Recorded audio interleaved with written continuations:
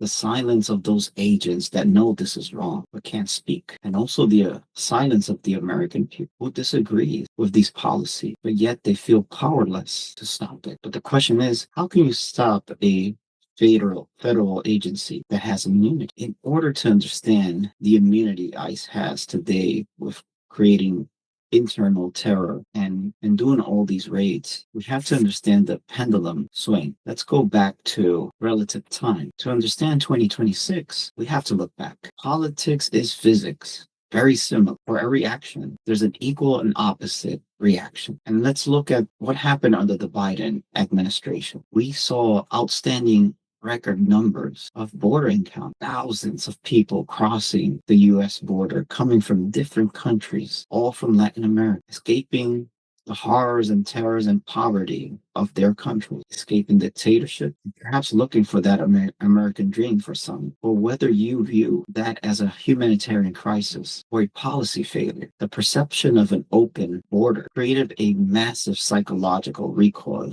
in the country. And I will explain why. Those that crossed the border infiltrated the good and the bad, and that bad also committed crime in the country, created chaos, uncertainties. And for those that live here, it created the concern and that fear, which is justified. But what did the current administration, how they use that fear to justify the crackdown we see today? Perhaps a very radical decision. Was it the only way to stop crime? One of the things you always hear is we need to regain control. But they didn't close the door.